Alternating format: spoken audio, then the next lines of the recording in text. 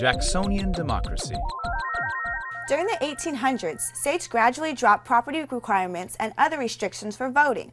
Voting was still a white man-only enterprise, but access and participation for these rose rapidly.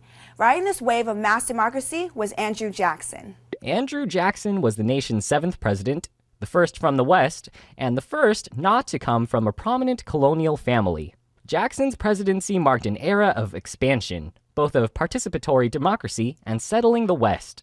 He served 2 terms, from 1829 to 1837. Here are a few notable events in his presidency. Jackson was no friend to American Indians. Like many poor rural farmers struggling to make a living, he supported evicting all Southeast Indian tribes to west of the Mississippi River.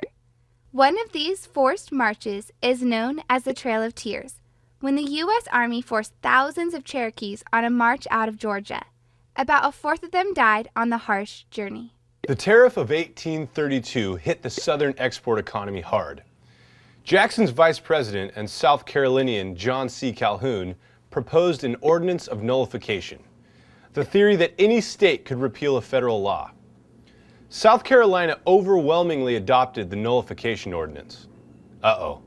Nullification was a prelude to civil war. Jackson acted quickly, taking a carrot and stick approach.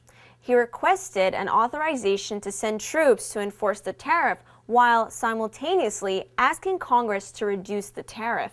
The combination worked, and South Carolina stood down. The big issue in the 1832 campaign was whether to recharter the Bank of the United States, a private institution that handled government deposits and was in effect a national bank. The bank had several enemies, including Jackson: state rights groups, Wall Street bankers, populists who saw the bank as undemocratic and controlled by the wealthy, and old Schmitty down at the saloon. When Jackson won re-election in 1832, he directed his Treasury Secretary to begin depositing government revenue into 23 state banks, essentially starving the Bank of the United States. The Bank of the United States head manager, Nicholas Biddle, did not like Jackson's move. You don't fiddle with the Biddle. Biddle tightened money supply in an effort to show the country how important the bank was to the country's economic health. Small problem. Jackson still wouldn't budge, and neither would Biddle. The result was a financial mess, a boom and bust cycle fueled by speculation that led to a financial panic in 1837.